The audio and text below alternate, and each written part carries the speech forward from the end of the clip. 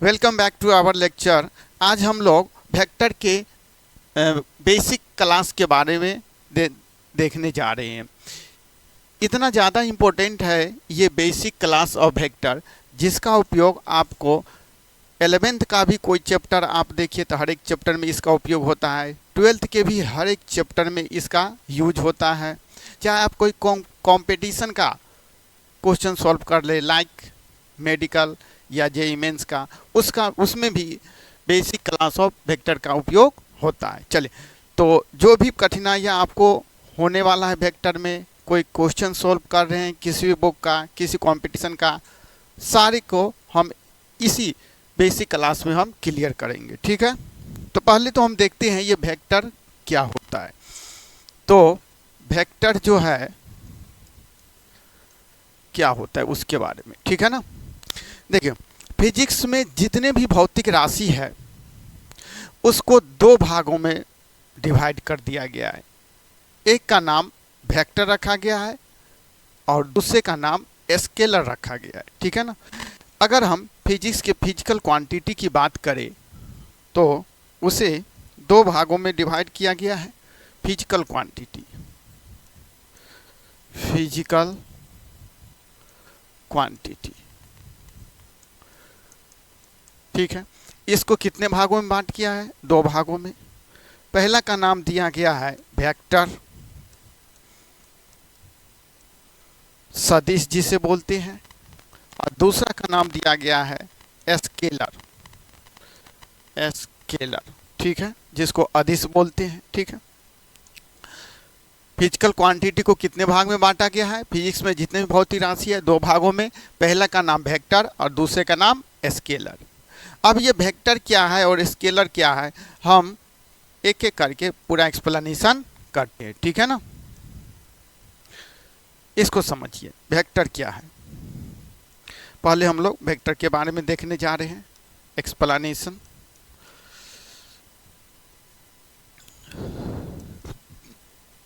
Vector का हम कर रहे हैं। चल, पहला क्या है? First one vector. वेक्टर मतलब क्या? सदिश, ठीक है। तो सदिश जिसे हम इंग्लिश में वेक्टर बोलते हैं, वो भौतिक राशि होंगे जिनके पास तीन चीज होगा: मैग्नीट्यूड, डायरेक्शन, और उसे ज्योमेट्रिकल लॉ से ही जोड़ा जा सकता है। सिंपल लॉ से जिसे जोड़ा ना जाए उसे हम क्या बोलेंगे?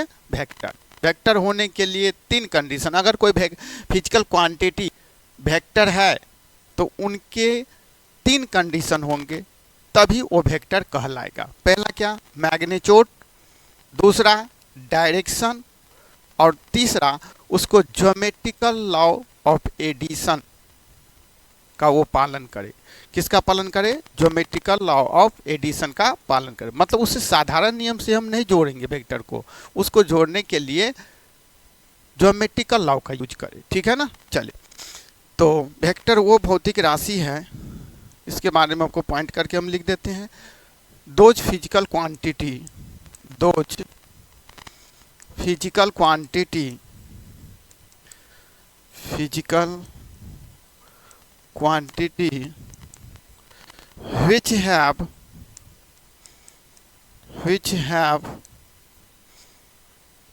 first,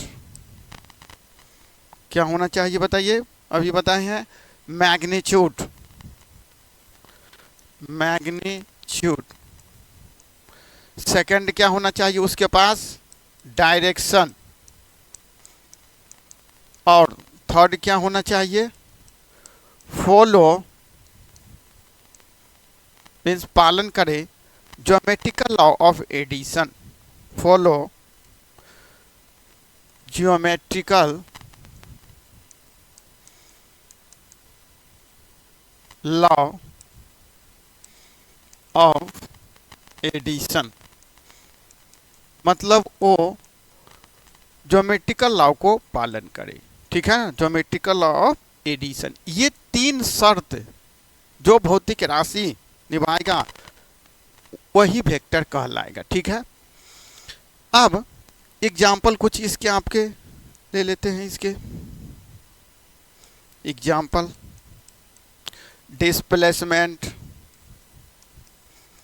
विस्थापन जिसे बोलते हैं आप हिंदी में। Velocity, force,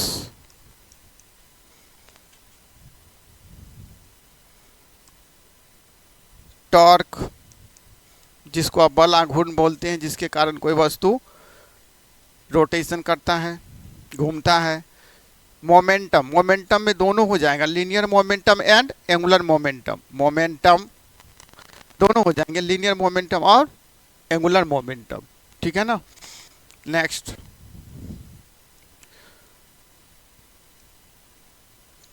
angular velocity, angular velocity etc से कह सकते हैं।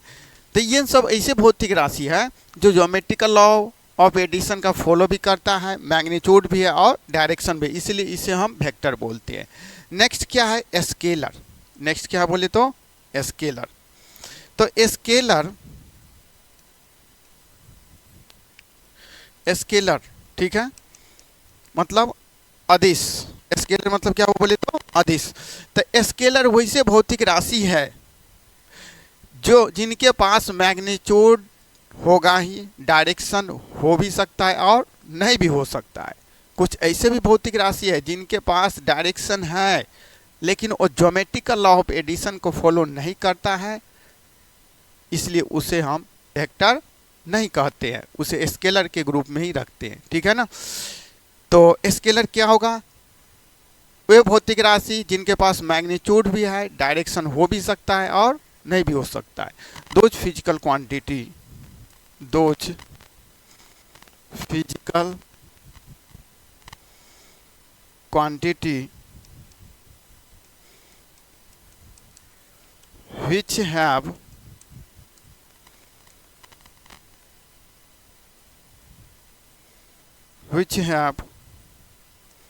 magnitude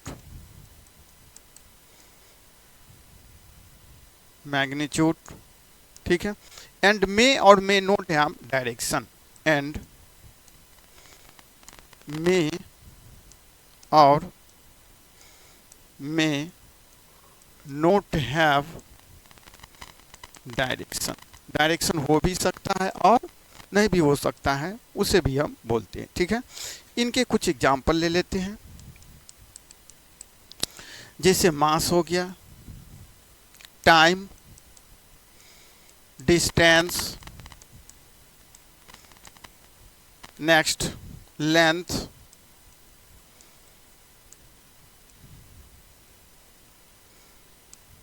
ठीक है, वॉल्यूम,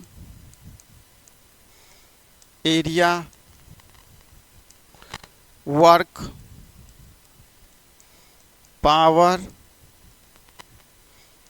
एनर्जी, एटीसी, ठीक है। ये सब क्या है? वैसे भौतिक राशि है जिनके पास सिर्फ क्या है? मैग्नीट्यूड है।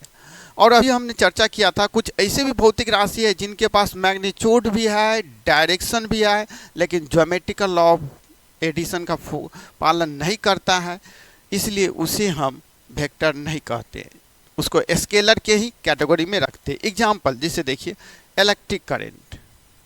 Example, electric current, electric current, electric current, pressure, ठीक है ना, स्ट्रेस, ये सब ऐसे स्केलर है। इलेक्ट्रिक करंट, ठीक है, ये सब ऐसे स्केलर है जिनके पास मैग्नीट्यूड भी है, डायरेक्शन भी है, ठीक है, और ज्योमेट्रिकल लॉ ऑफ एडिशन को फॉलो नहीं करता, इसलिए इसको भी हम स्केलर के ही कैटेगरी में रखते हैं। जैसे देखिए, एक ठो को हम एक्सप्लेन कर रहे हैं, इलेक्ट्रिक करंट को एक्सप्लेन कर रहे हैं। जैसे मानिए ये फर्स्ट वायर और ये सेकेंड वायर, इससे करंट I1 जा रहा है, इससे करंट I2 जा रहा है, और यहाँ पे दोनों मिलके हो रहा है I, ठीक है ना। तो ये I किसके बराबर है बताइए? तो I इक्वल टू, ये मान लीजिए 4 एम्पियर, ये 2 एम्पियर। तो I जो यहाँ पे टोटल हो जाएगा वो कितना हो जाएगा, I1 plus I2, I1 plus I2, I1 plus I2, मतलब 4 एम्पियर प्लस 2 एम्पियर 6 एम्पियर। मतलब क्या हुआ, इसको हम जोड़े जब, तो इनके बीच का जो एंगल है, दोनों वायर के बीच का एंगल मान लीजिए 60 डिग्री, ठीक है। जोड़ने के लिए दोनों के बीच के फर्स्ट वायर और सेकेंड वायर के बीच का जो एंगल है उसका उपयोग हम नहीं किए, डायरेक्ट हम सिंपल लॉ से इसको जोड़ दिए। तो इसीलिए इसको स्केलर के ही कैटेगरी में रखा गया है, ठीक है ना। चलिए, तो ये तो वेक्टर और स्केलर का हम जो है सो बात कर लिए। अब मेन चीज़ हमको वेक्टर के बारे में बढ़िया से पढ़ना है, ठीक है ना। वेक्टर के बारे में हमको बढ़िया से पढ़ना है, ठीक है। तो चलिए वेक्टर को हम बढ़िया से एक्सप्लेन करने जा रहे हैं। वेक्टर, तो पहले हम वेक्टर के लिए एडिशन ऑफ वेक्टर की बात करते हैं। एडिशन ऑफ वेक्टर, वेक्टर का एडिशन कैसे होता है, तो इसका एडिशन होता है ट्रायंगल और लॉ ऑफ वेक्टर एडिशन से। कैसे होता है बोले तो triangle law of addition, triangle law of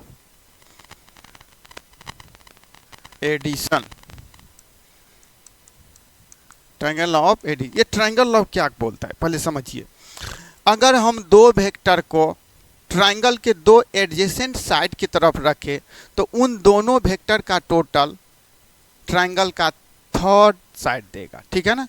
इसको हम दिखाते हैं आपको, समझिए इसको। ऐसे देखिए, ये पहला वेक्टर ए है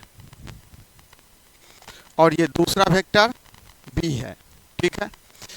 तो ये ट्रायंगल का फर्स्ट साइड है, ये ट्रायंगल का सेकेंड साइड है, तो दोनों का टोटल ये ट्रायंगल का जो थर्ड साइड है वो देगा। इस टोटल को आर से सूचित करते हैं। आर मतलब रिजल्टेंट मतलब टोटल। तो ये बराबर होगा vector A plus vector B, ठीक है। मतलब टोटल दोनों वेक्टर का total vector A plus vector B, इस आर को रिजल्टेंट मतलब टोटल बोलते हैं, ठीक है।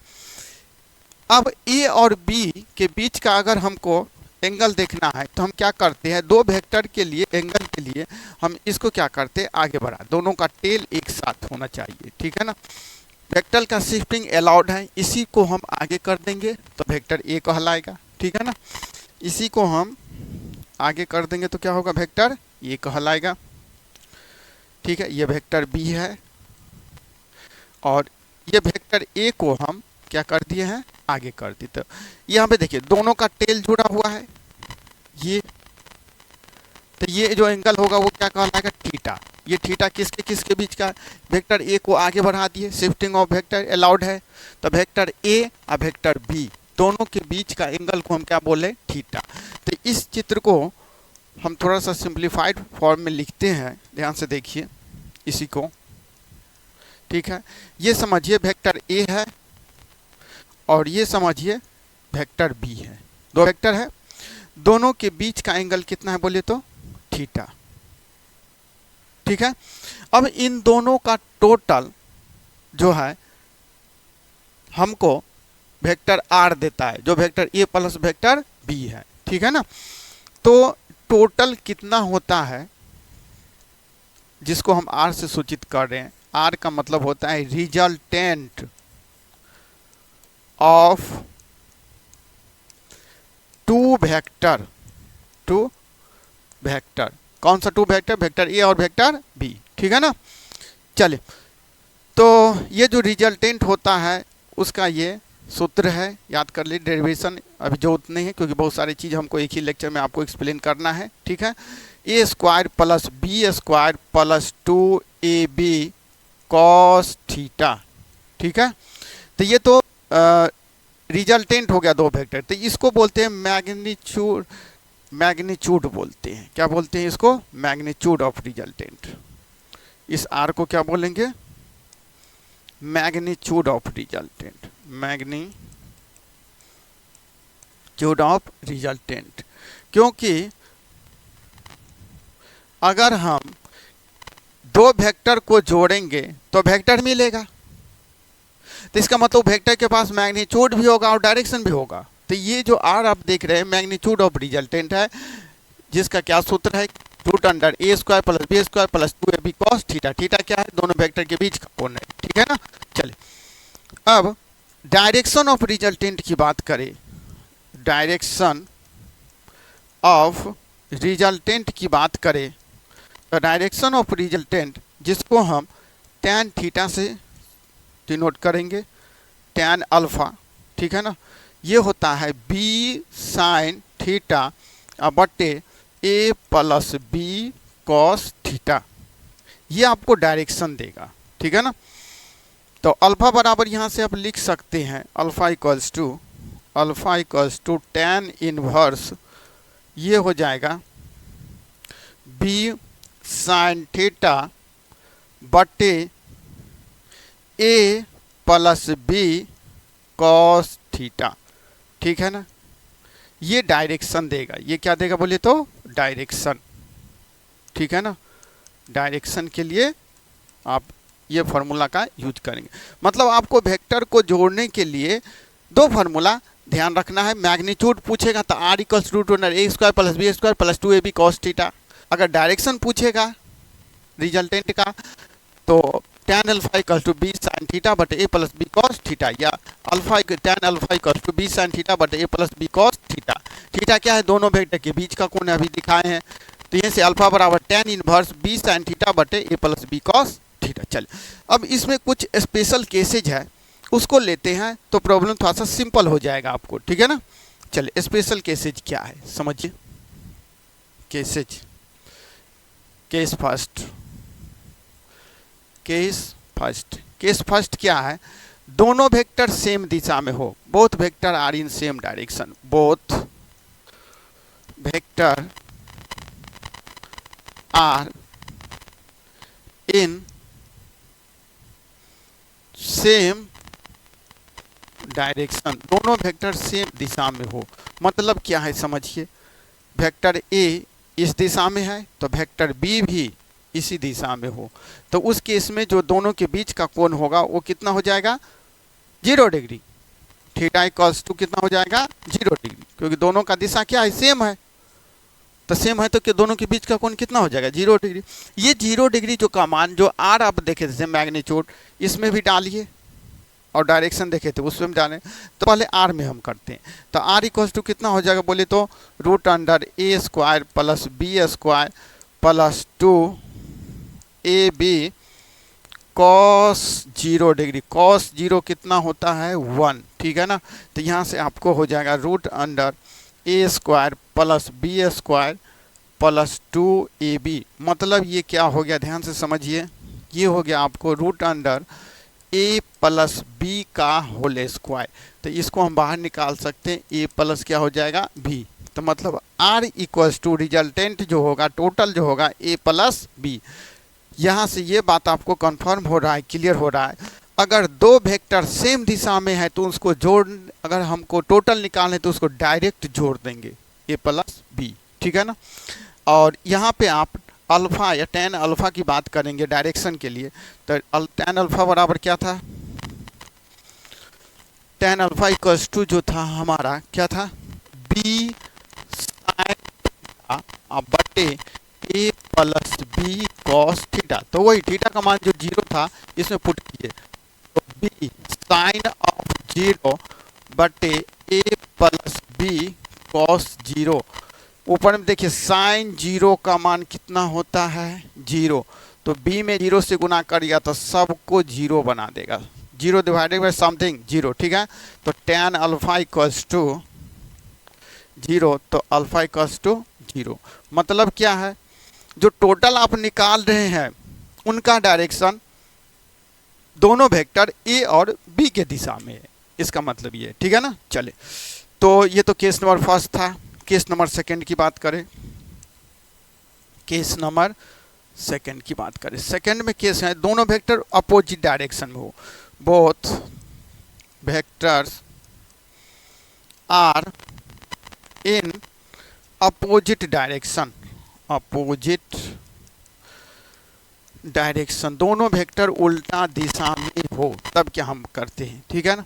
मतलब फिगर से समझ लीजिए, पहला वेक्टर ए इधर है, ठीक है, तो दूसरा वेक्टर बी इधर होगा, दूसरा वेक्टर बी इधर होगा, तो दोनों के बीच का कोण देखिए यहाँ पे कितना हो जा रहा है, थीटा इक्वल्स टू 180, ठीक है। मतलब हमेशा आप ध्यान रखेंगे, हम बोलेंगे अपोजिट दिशा theta equals to 180, same direction theta equals to 0 degree. चले, तो थीटा बराबर 180 का मान पुट कीजिए, जो आर का आपको फॉर्मूला था मैग्नीट्यूड का, उसमें क्या था, आर, जिसको टोटल बोलते हैं, मैग्नीट्यूड बोलिए, root under A square plus B square plus 2ab cos 180, ठीक है ना भाई, जिसका मान कितना होता है -1। तो क्या हो जाएगा, इधर देखिए, ए स्क्वायर प्लस बी स्क्वायर, और ये माइनस साइन इससे होगा तो क्या होगा, -2ab हो जाएगा। तो यहाँ से हमको क्या कन्फर्म हो रहा है, देखिए, ए स्क्वायर प्लस ए माइनस बी का होल स्क्वायर डायरेक्ट कर देते हैं, ए माइनस बी का होल स्क्वायर, ठीक है ना, ए माइनस बी का होल स्क्वायर। तो ये कितना हो जाएगा, देखिए, तो ये हो जाएगा हमको ए माइनस बी, मतलब यहाँ पे जो टोटल हम निकाल लें R equals to A minus B, कब, जब दो वेक्टर उल्टा दिशा में होगा। मतलब अगर दो वेक्टर उल्टा दिशा में लग रहा है, एग्जाम्पल पे अगर दो फोर्स अपोजिट डायरेक्शन में लग रहे हैं तो उनके टोटल कैसे होंगे, दोनों को घटाने से, ठीक है ना। और जो डायरेक्शन होगा उसको भी आप देख सकते हैं, डायरेक्शन के लिए tan अल्फा बराबर क्या था, बी साइन थीटा बट्टे A plus B cos theta, ठीक है। थीटा की जगह 180 रखेंगे तो B sine 180 divided by A plus B cos 180, तो साइन 180 का मान कितना होता है, 0, ठीक है। तो सबको 0 कर देगा, तो यहाँ भी अल्फा बराबर आपको 0 लग रहा है, लेकिन यहाँ पे थोड़ा सा एक कन्फ्यूजन रह गया है, जो कि अल्फा बराबर 0, ठीक है ना। मतलब क्या है यहाँ पे, मतलब ये है जो कि अगर रिजल्टेंट, जैसे हम बात करते हैं, इधर समझिए, जो हम चित्र बनाए हैं केस नंबर 2 के लिए, उसकी अगर हम बात करते हैं, बोथ वेक्टर इन अपोजिट डायरेक्शन, तो अल्फा डायरेक्शन दोनों का टोटल को आप आर माने, जो 0 डिग्री निकला है। मतलब क्या हुआ, इसको समझिए, रिजल्टेंट का डायरेक्शन उधर होगा जिस वेक्टर का मान ज़्यादा होगा, ठीक है ना। लार्जर वेक्टर के तरफ, ज़्यादा वाला जो वेक्टर का मान ज़्यादा होगा उधर ही रिजल्टेंट का डायरेक्शन होगा, ठीक है, क्लियर। चलिए अब हम केस नंबर 2 की बात करते, 3 की बात करते, 2 तो हो गया आपका, केस नंबर 3 की बात करते हैं। केस 3 क्या है, 3, both vector are perpendicular to each other, both vector are perpendicular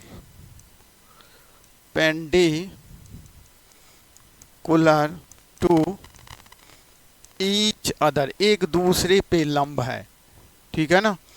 मतलब क्या है समझिए, इसका मतलब है वेक्टर ए, इसका मतलब है आपको वेक्टर ए है ये हमारा, ठीक है, वेक्टर ए ये है हमारा, वेक्टर बी ये है, और दोनों के बीच का कोण कितना है बोले तो 90 डिग्री, दोनों के बीच का कोण कितना है बोले तो 90 डिग्री। तो इन दोनों का टोटल इसी के बीच से कहीं से पास करेगा, ये टोटल हो जाएगा, रिजल्टेंट जिसको आर बोलते हैं, ठीक है, रिजल्टेंट जिसको क्या बोल रहे हैं, आर। तो ये टोटल हो गया, किसका टोटल, ए और बी का टोटल, ठीक है ना, जो रेड कलर से हम दिखा रहे हैं, नहीं, ठीक है। और ये कितना कोण बनाएगा, अल्फा हम मान लेते, जो अल्फा आप देख रहे थे वो फर्स्ट वेक्टर से कोण था, ध्यान रखना, यहाँ पे कंफ्यूजन होता है स्टूडेंट को, ये अल्फा जो कोण हम निकाले थे इससे फर्स्ट केस में और सेकंड केस में, वो फर्स्ट वेक्टर से है, ध्यान रखना है, ठीक है ना, यहाँ पे स्टूडेंट को कंफ्यूजन होता है। चले, तो हम इसके लिए रिजल्टेंट निकालते हैं, तो आर बराबर क्या होगा, root under A square plus B square plus 2ab cos 90 degree, ठीक है, कॉस 90 का मान 0 होता है तो सबको 0 बना देगा, तो आपको बच जाएगा यहाँ पे R equals to root under A square plus B square. कब ये सूत्र लगाएंगे? जब दोनों वेक्टर के बीच का कोण थीटा इक्वल्स टू 90 डिग्री हो जाएगा। ठीक है, और यहाँ से tan अल्फा डायरेक्शन भी आप निकाल सकते हैं। फोर डायरेक्शन क्या निकाल सकते हैं? ध्यान से देखिए, डायरेक्शन के लिए ध्यान से समझिए। डायरेक्शन के लिए tan alpha equals to B sine 90 degree बट्टे A plus B cos 90 degree. ठीक है, साइन 90 का मान 1 तो b into 1, A plus B cos 90 का मान 0 तो ये पूरा को 0 कर देगा। कोस 90 का मान 0 होता है तो पूरा को क्या कर दे बोले तो 0, तो 0 इंटू बी 0 हो जाएगा। तो ये तो क्या हो जाएगा यहाँ पे b बट्टे ए। मतलब यहाँ पे आपको क्या हो गया, दिल से ध्यान से देखिए, tan alpha equals to B by A, तो alpha equals to tan inverse b divided by A. तो ये आपको हो गया डायरेक्शन जब दो वेक्टर परपेंडिकुलर हो। ठीक है ना, तो ये कुछ स्पेशल केसेस थे। अब इन तीनों को हम समराइज करके एक जगह आपको लिखते हैं। ठीक है ना, तीनों को समराइज करके एक जगह लिखते हैं हम, ध्यान से समझिए। ठीक है, समरी एक जगह हम लिखते हैं नोट बना के। ठीक है, इसको ध्यान से आप लोग देखिएगा। Same direction note number first में कर लीजिए। सेम डायरेक्शन तो हम थीटा बराबर कितना हो गया 0 degree, R equals to direct A plus B करिएगा, सेम डायरेक्शन होगा तो, और अल्फा बराबर कितना 0। ये डायरेक्शन है, ये रिजल्टेंट है दोनों वेक्टर का, और ये क्या है डायरेक्शन, ये रिजल्टेंट मतलब टोटल। ठीक है, और ये क्या है डायरेक्शन के लिए, डायरेक्शन ऑफ रिजल्टेंट। क्लियर है बात? ठीक है, चलिए सेकंड में समरी हम पहले तो हम एक्सप्लेन करके बता दिए कैसे कैसे होगा, अब डायरेक्ट हम समरी लिख रहे हैं। इसका फिगर बनाए तो वेक्टर ए और वेक्टर बी। सेकंड में क्या था, अपोजिट डायरेक्शन। तो अपोजिट डायरेक्शन आपको रहेगा, मतलब ये वेक्टर ए और ये वाला वेक्टर क्या है बी। थीटा बराबर डायरेक्ट हमको बोलेंगे कितना 180। ठीक है, तो इसमें आपको हो जाएगा, ध्यान से समझिए, R equals to A minus B. R equal to कितना हो जाएगा A minus B, alpha equals to again 0। ये डायरेक्शन है और ये रिजल्टेंट। ठीक है, तीसरा क्या था नोट, परपेंडिकुलर। तीसरा क्या था perpendicular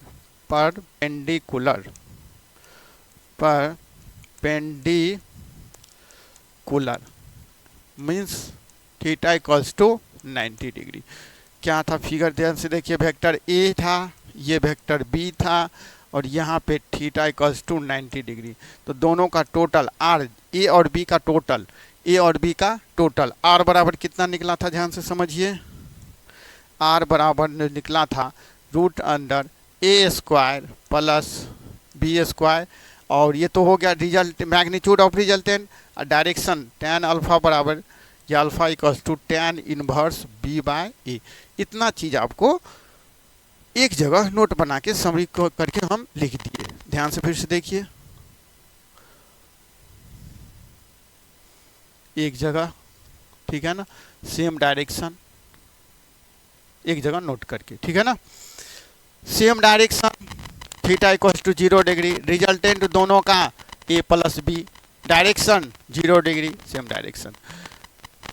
opposite direction theta equals to 180 degree, opposite theta equals to 180 degree opposite direction में, तो दोनों का total R equals to A minus B, direction के लिए अल्फा इक्वल्स टू 0। चलिए, इसमें कंफ्यूजन होता है स्टूडेंट को, भाई कहाँ रिजल्टेंट का डायरेक्शन क्या होगा, तो लार्जर वेक्टर के तरफ, जिस वेक्टर का मान ज़्यादा होगा उधर ही रिजल्टेंट का डायरेक्शन होगा। नेक्स्ट क्या है परपेंडिकुलर, थीटा बराबर कितना बोलिएगा 90, ए और बी दोनों लंबवत हो, तो दोनों का total R equals to root under A square plus B square, और alpha equals to tan inverse B by A.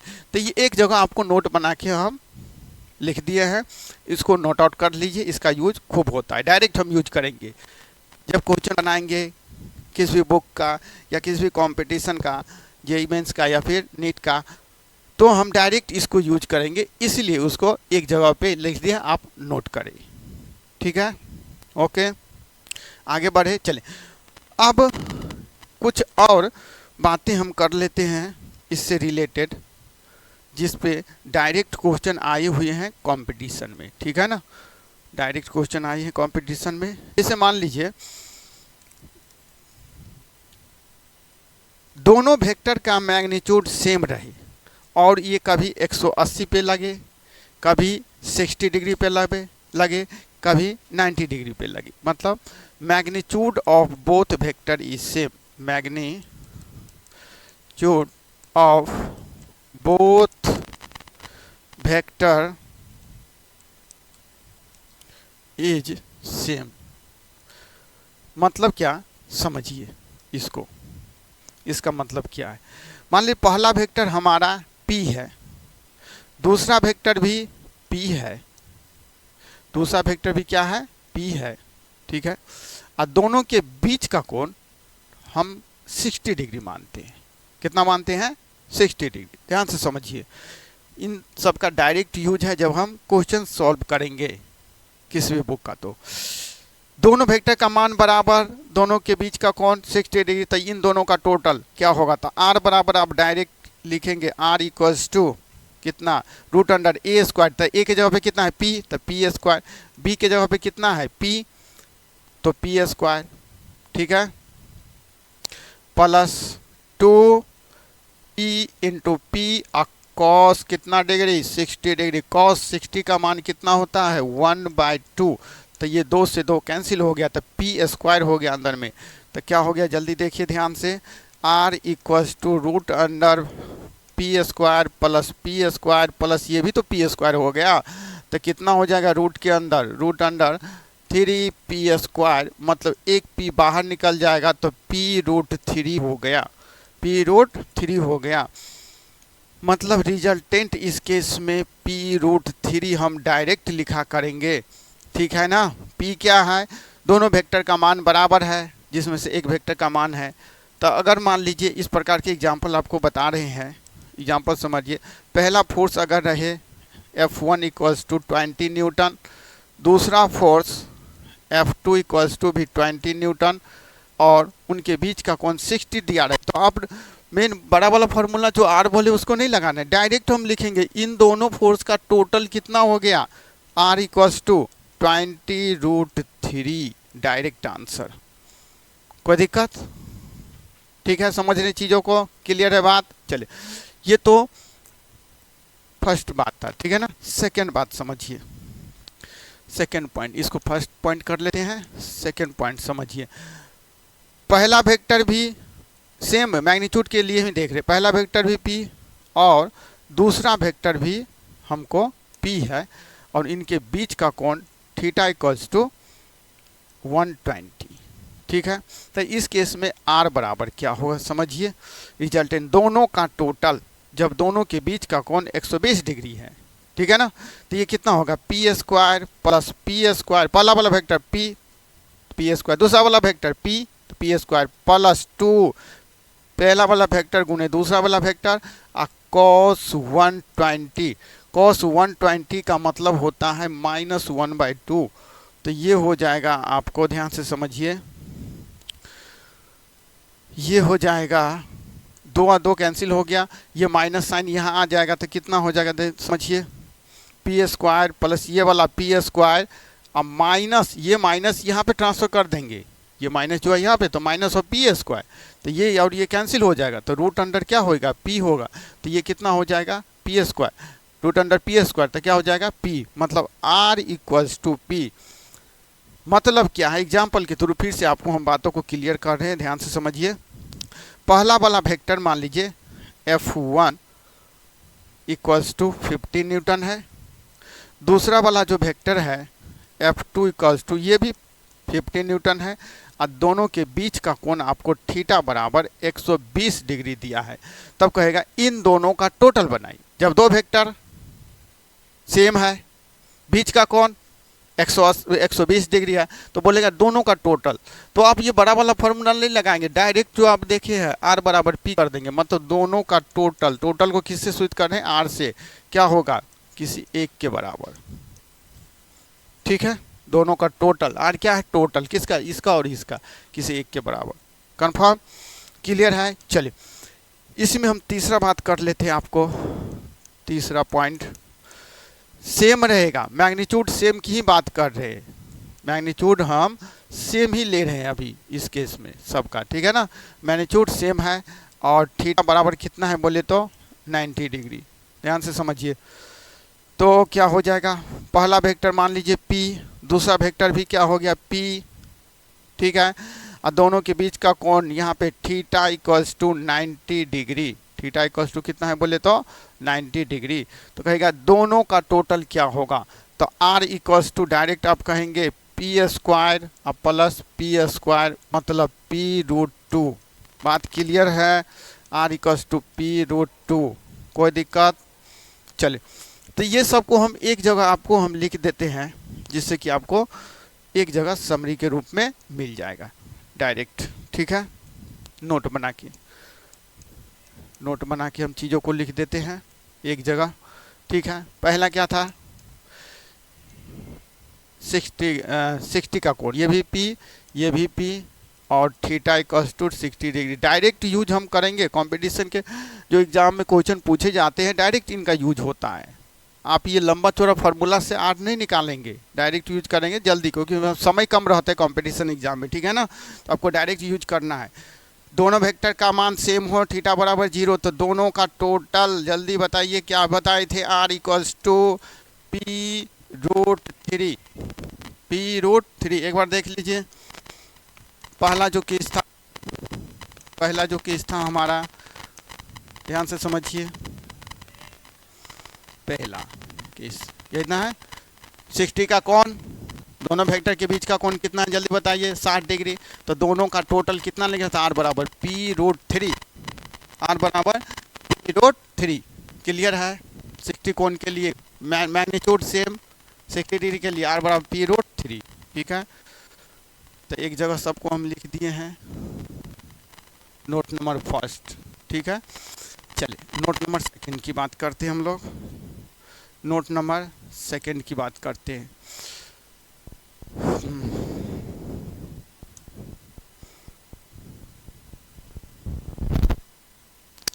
Second में क्या था, 120 का एंगल था दोनों वेक्टर के बीच।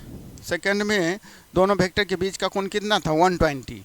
तीन केसेज को आपको ध्यान से याद करके रखना है, इसी के आधार पे सारे क्वेश्चन आपको बनेंगे। ठीक है ना, चलिए नोट नंबर सेकंड में क्या था हमारा, वेक्टर P और ये vector P।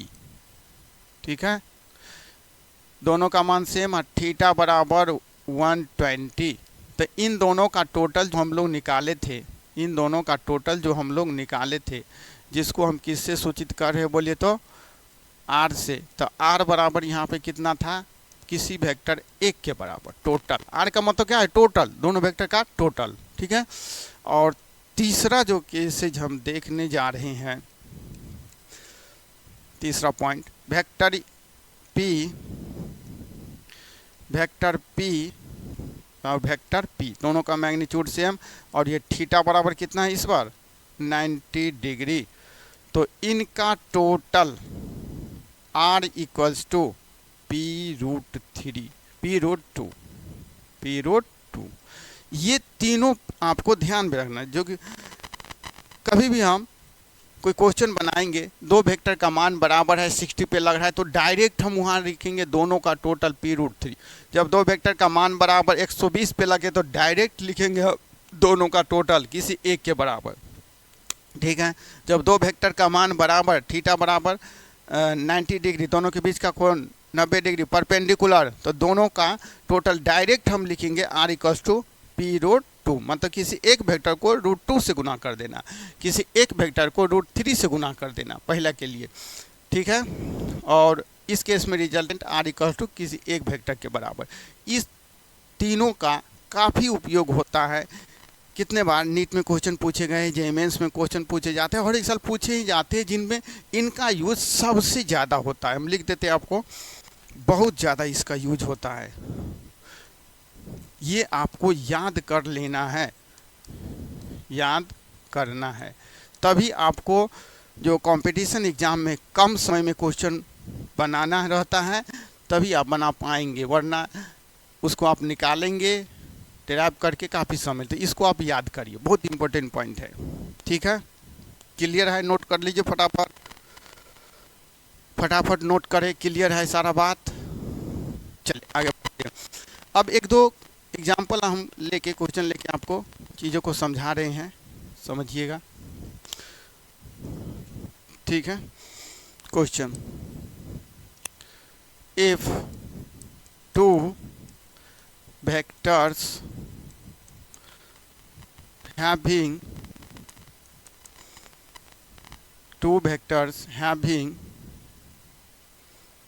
magnitude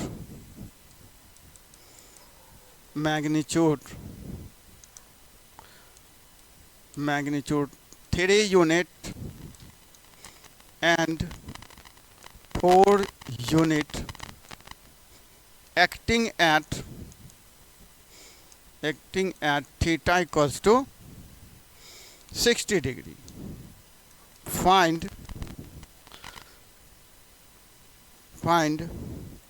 magnitude and direction of resultant. Magnitude and direction of resultant. ठीक है, चलिए करते हैं हम लोग। पहले वेक्टर को हम देखते हैं क्वेश्चन में क्या बता रहा है। ठीक है, टू वेक्टर, पहले का मैग्नीट्यूड कितना है 3, तो ए इक्वल्स टू हम ले लेंगे 3 यूनिट। ठीक है, दूसरे का मान कितना है 4 यूनिट, तो बी बराबर कितना ले लेंगे 4 यूनिट। ठीक है, फिर क्या बोल रहा है, कितना के कोण पे लग रहा है 60 के कोण पे, तो थीटा इक्वल टू कितना हो जाएगा 60 डिग्री। ठीक है ना, तो यहाँ से आपको पूछा जा रहा है फाइंड मैग्नीट्यूड भी निकालना है और डायरेक्शन भी निकालना है। मैग्नीट्यूड भी चाहिए आपको और डायरेक्शन भी चाहिए। ठीक है ना, तो मैग्नीट्यूड आर इक्वल टू क्या होगा, root under A square plus B square, जो मेन फार्मूला है वो तभी लगा, ये वाला लगाएंगे। जब आपको 3 स्पेशल केस तो था 0 डिग्री, 180 डिग्री और 90 डिग्री को छोड़ के कुछ भी रहे, तो आप मेन जो फार्मूला है वो लगाएंगे, A square plus B square plus 2ab cos कितना डिग्री है थीटा इक्वल्स टू 60 डिग्री। ठीक है, रूट अंडर सबका मान रखिए, हो जाएगा, आसान है फार्मूला पुटिंग क्वेश्चंस। प्लस 4 का स्क्वायर प्लस 2 इंटू 3 इंटू 4 और कॉस 60 का मान 1/2, 2 से 2 गया तो कितना हो गया, देखिए ध्यान से, ये हो गया रूट अंडर 9 प्लस 16 प्लस 12। ठीक है, तो देखिए ये मैग्नीट्यूड दे रहा है आपको टोटल का, ये कितना हो गया 25 प्लस 12 37। ठीक है ना, तो ये जो रूट अंडर 37 आ गया है, किसका आ गया बोले तो आर इक्वल्स टू कितना आ गया रूट अंडर 37, रूट अंडर 37। ये पहला आंसर। आपको डायरेक्शन भी निकालना है, तो डायरेक्शन के लिए हम लोग किसका यूज किए थे, tan alpha equals to B sine theta बटे A plus B cos theta. तो क्या हुआ था देखिए ध्यान से करें, हम यहाँ पे कर लेते हैं फोर डायरेक्शन की हम लोग बात करते हैं। क्या था, tan alpha equals to B sine theta बटे A plus B cos theta. ठीक है ना, तो b के जगह पे कितना रखेंगे, b कितना है हमारा, देखिए तो b जो है हमारा कितना है, b कितना है 4, a कितना है 3, थीटा 60 डिग्री। चले इसमें रखते हैं हम लोग, ध्यान से समझिए, b के जगह पे 4 है तो 4 और साइन कितना डिग्री 60 डिग्री बटे a के जगह पे 3 प्लस 4 कॉस 60 डिग्री। ठीक है, थोड़ा सा सिंप्लीफाई करना पड़ेगा, ध्यान से समझिए। 4 साइन 60 का मान कितना √3/2 बटे 3 प्लस 4 इंटू कॉस 60 का मान कितना हो जाएगा 1/2 अभी बोले थे 2 कट जाएगा 2 तो 2√3 डिवाइडेड बाय कितना हो गया जल्दी बताइए 3 प्लस ये कट गया तो 2 3 प्लस 2 5 तो ये हो गया 2/5 √3 ये हमारा tan अल्फ़ा मतलब क्या है समझिए मतलब क्या है tan अल्फ़ा इक्वल्स टू 2/5 √3 तो alpha equals to tan inverse alpha equals to tan inverse 2/5 √3 ये डायरेक्शन हो गया ठीक है ना ये क्या हो गया बोले तो डायरेक्शन हो गया आपको ठीक है कर पा लेंगे तो मैग्नीट्यूड भी निकाले और डायरेक्शन ठीक है तो इसी प्रकार से बहुत सारे क्वेश्चन आपको दिए रहेंगे कौन सा क्वेश्चन किस फार्मूला का यूज होगा सारा कहानी आप देख लेते ये एडिशन ऑफ वेक्टर के बारे में था किसके बारे में था बोले तो एडिशन ऑफ वेक्टर के बारे में जो भी फार्मूला है आप बढ़िया से उसको याद करना है अब हम लोग रिजोल्यूशन ऑफ वेक्टर देखते हैं ये भी काफ़ी यूज होता है फिजिक्स के सवाल को बनाने में तो लिखिए रिजोल्यूशन ऑफ वेक्टर एक ही क्लास में हम पूरा वेक्टर आपको बता देंगे ठीक है ना पेशेंस से आप देखते रहेंगे resolution of vector resolution of vector को रिजोल्व करना ये रिजोल्यूशन ऑफ वेक्टर क्या है इसको समझिए अगर कोई वेक्टर एक्स एक्सिस से या वाई एक्सिस से एंगल बना लिया कोण बना लिया तो उन वेक्टर को हम दो भागों में बांट देंगे एक भाग एक्स एक्सिस के तरफ और दूसरा भाग वाई एक्सिस के तरफ एक बार फिर से ध्यान से समझिए रिजोल्यूशन ऑफ वेक्टर क्या होता है अगर कोई वेक्टर एक्स एक्सिस से या वाई एक्सिस से एंगल बना लिया तो उन वेक्टर को हम दो भागों में बांट देंगे एक भाग एक्स एक्सिस के तरफ और दूसरा भाग वाई एक्सिस की तरफ जैसे देखिए एग्जाम्पल के तौर पे रिजोल्यूशन ऑफ वेक्टर के बारे में छोटा टॉपिक है लेकिन खूब यूज होता है फिजिक्स में ठीक है जैसे मान लीजिए हमारा ये एक्स एक्सिस है और ये क्या है वाई एक्सिस है यहाँ पे कोई वेक्टर हम लेते हैं ए जो एक्स एक्सिस से मान लीजिए थीटा कोण बना लिया है ठीक है तो ये वेक्टर एक्स एक्सिस से थीटा कोण बना लिया है तो इस वेक्टर को दो भाग में तोड़ देंगे इसको पकड़ के एक बार एक्स एक्सिस की तरफ लाएंगे तो एक्स एक्सिस वाला भाग मतलब एक्स कंपोनेंट कहलाएगा इसको पकड़ के वाई एक्सिस की तरफ ले जाएंगे तो वाई एक्सिस वाला भाग मतलब वाई कंपोनेंट कहलाएगा ठीक है तो इसको पकड़ के देखिए ले जा रहे हैं किधर एक्स एक्सिस की तरफ तो एक्स एक्सिस की तरफ जो ले जाएंगे उसको हम एक्स कंपोनेंट बोलेंगे क्या बोलेंगे एक्स कंपोनेंट सूचित करेंगे ए एक्स से और वाई एक्सिस की तरफ ले जाएंगे तो वाई कंपोनेंट बोलेंगे और डिनोट करेंगे ए वाई से किससे डिनोट करेंगे ए वाई से ठीक है ए एक्स और ए वाई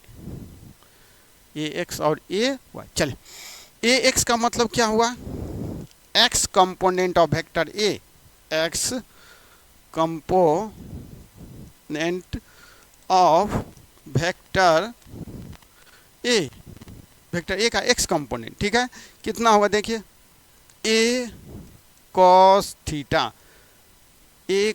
थीटा जिस भाग से कोण बनाएगा उस भाग वाले में कॉस से गुना ध्यान से समझिए चीज़ों को किससे कोण बनाए एक्स एक्सिस से तो एक्स एक्सिस वाले भाग में कॉस से गुना तो एक भाग में कॉस से गुना तो दूसरे भाग में साइन से गुना ठीक है ना तो दूसरा भाग क्या है वाई एक्सिस जिसको हम ए वाई बोले हैं और वाई कंपोनेंट बोल रहे हैं ठीक है क्या हो गया बोले तो ए वाई क्या पढ़ेंगे इसको Y component of vector A Y component of vector A ठीक है ना चले ध्यान से समझिए तो ये क्या होगा एक भाग में कॉस से गुना कर दिए एक्स एक्सिस वाले भाग में तो वाई एक्सिस वाले भाग में किससे गुना होगा साइन से तो बराबर ए साइन थीटा ठीक है एक भाग में कॉस से गुना दूसरे भाग में साइन से गुना कॉस से गुना किस में करना है जिस एक्सिस से कोण बनाएगा उस एक्सिस वाले भाग में कॉस से गुना। ठीक है, डेरिवेशन जो उतना ही अभी पूरा डेराइव करके वैसे क्लास में आपको बताए थे कैसे आएगा था। ठीक है, इसको कर ले। अब इसका भी हम अपोजिट चित्र आपको बना के दिखा देते हैं। ठीक है ना, जो कन्फ्यूजन ना हो। जैसे मान लीजिए फिर से ये हमारा एक्स एक्सिस और ये हमारा वाई एक्सिस है। यहाँ पे कोई वेक्टर बी है, यहाँ पे कोई वेक्टर क्या है, बी है, जो कितना कोण बना है, वाई एक्सिस से इस बार कोण बना लिया है। इस बार किससे कोण बना लिया है, वाई एक्सिस से। तो फिर से इसको पकड़ के दो भाग में तोड़ दें। इसको पकड़ के वाई एक्सिस की तरफ ले गए तो वाई वाला भाग, पकड़ के एक्स एक्सिस की तरफ ले गए एक्स वाला भाग, तो एक्स एक्सिस वाले भाग को क्या बोलेंगे, बी एक्स, और वाई एक्सिस वाला भाग को बी वाई। ठीक है, तो बी एक्स बराबर फिर से बताइए इसको क्या बोलेंगे, वेक्टर बी का एक्स कंपोनेंट क्या होगा बताइए तो। एक्स कंपोनेंट किससे कोण बना है, कौन एक्सिस से कोण बनाया है, वाई एक्सिस से। तो वाई एक्सिस वाले भाग में कॉस से गुना, तो एक भाग में कॉस से गुना तो दूसरे भाग में साइन से गुना। तो पहले बी वाई ही आप लिख लीजिए जो कि आसान रहेगा। जिस एक्सिस से कोण बनाया कॉस से गुना, एक्स वाई एक्सिस से कोण बनाए तो वाई एक्सिस वाले में कॉस से गुना, तो बी वाई कॉस टू कितना, बी कॉस थीटा। ठीक है, तो एक भाग में कॉस से गुना आप कर दिए हैं तो दूसरे भाग में किससे गुना करेगा, साइन से, तो B sine theta. Concept clear, जल्दी से नोट आउट कीजिए, फटाफट नोट कीजिए रिजोल्यूशन ऑफ वेक्टर। अब इसमें कुछ एक दो एग्जाम्पल लेके आपको समझा देते हैं जिससे कि और बात क्लियर रहे। ठीक है, चल एग्जाम्पल लेते हैं, आगे बढ़ते हैं हम लोग, एग्जाम्पल लेते हैं। एग्जाम्पल लेते हैं, फाइंड एक्स कंपोनेंट, ये कॉल थोड़ा देखना किसका बोल देना, अभी सर क्लास ले रहे हैं,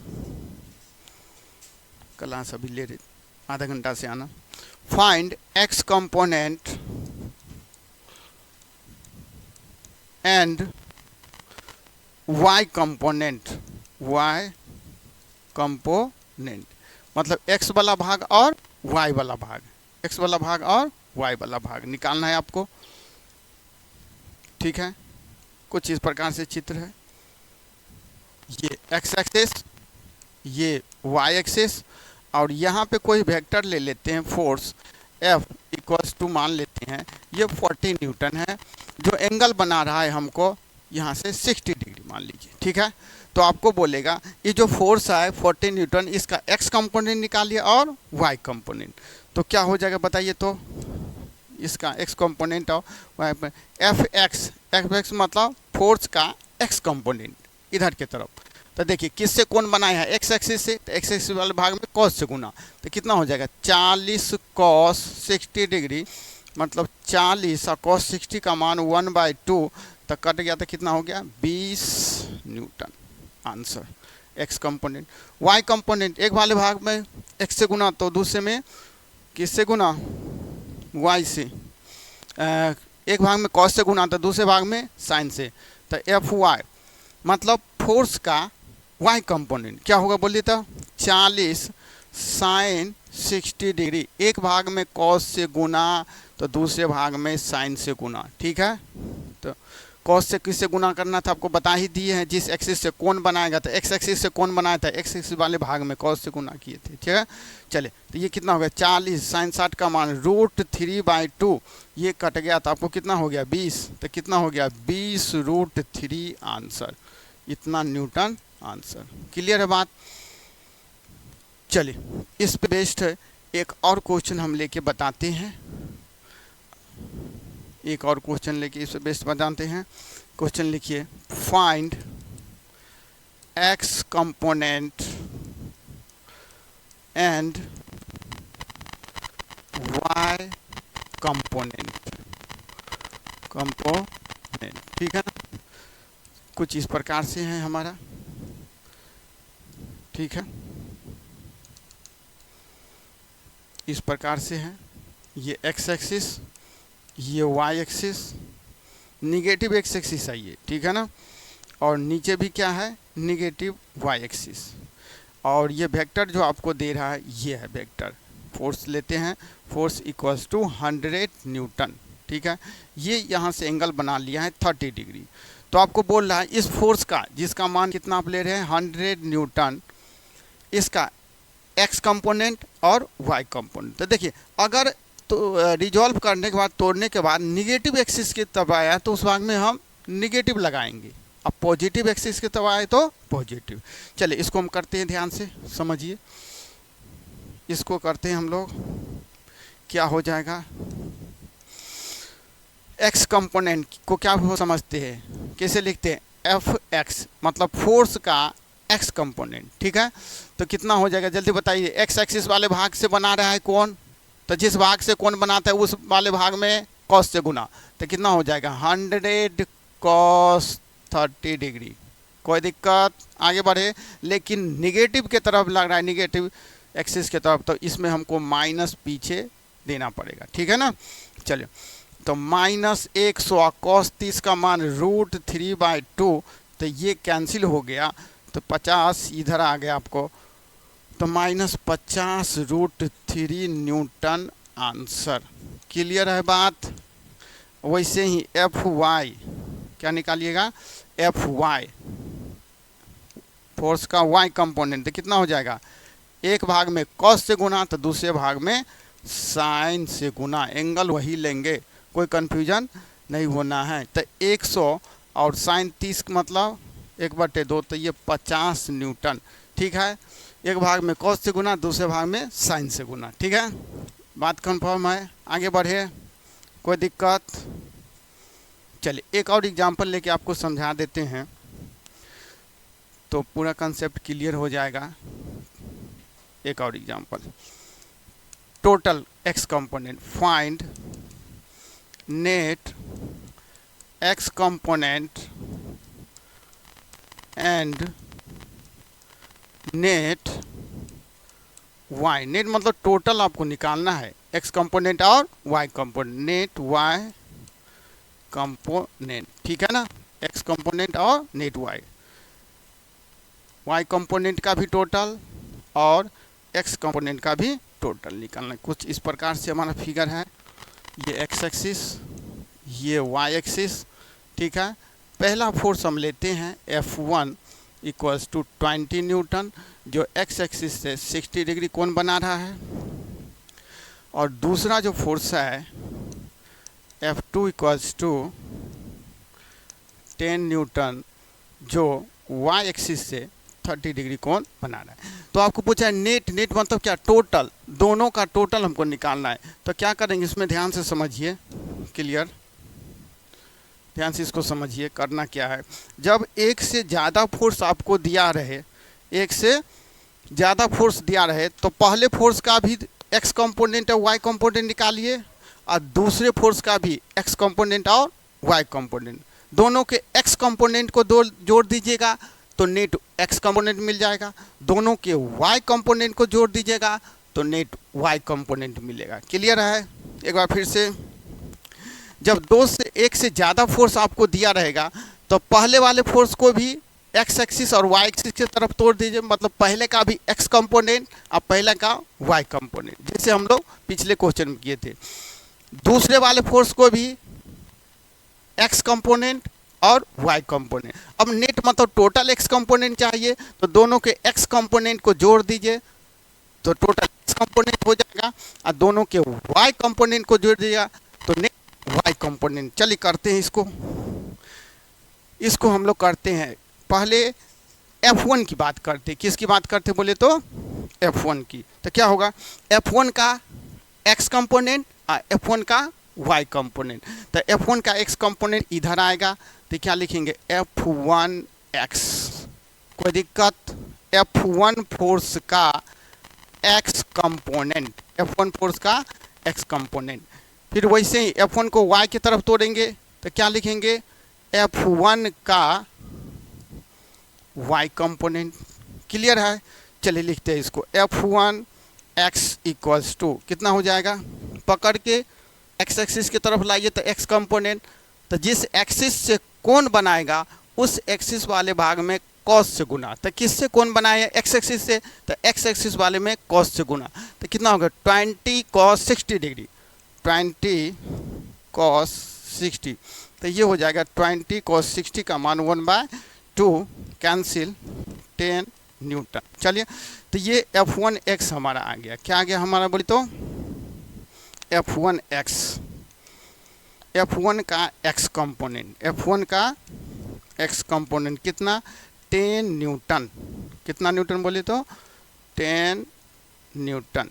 ठीक है, चले अब F1 का y कंपोनेंट, तो एक भाग में आप cos से गुना किए थे, तो दूसरे भाग में किससे गुना कीजिएगा साइन से। ठीक है, तो F1y कैसे पढ़ेंगे, F1 फोर्स का y कंपोनेंट, तो एक में cos से गुना, x एक्सिस वाले भाग में cos से गुना किए, तो y एक्सिस वाले में साइन से, थीटा वही लेना है। तो 20 sin 60 डिग्री मतलब 20 sin 60 √3/2, √3/2 कैंसिल हो गया 10। ठीक है, तो कितना हो गया 10 √3 न्यूटन। तो F1 का x कंपोनेंट भी निकाल लिए और F1 का y कंपोनेंट। अब हम क्या करेंगे ध्यान से समझिए, F1 को दो भाग में रिजॉल्व कर दिए, अब F2 को दो भाग में रिजॉल्व करेंगे, तो इसको पकड़ के x एक्सिस के तरफ लाएंगे, तो ये देखिए निगेटिव के तरफ है, तो जब निगेटिव के तरफ आएगा तो इस भाग में क्या हो जाएगा माइनस साइन हो जाएगा। ठीक है, और इसको पकड़ के y एक्सिस की तरफ लाइए तो पॉजिटिव की तरफ होगा, तो इसका y एक्सिस पॉजिटिव होगा और इसका x एक्सिस निगेटिव होगा।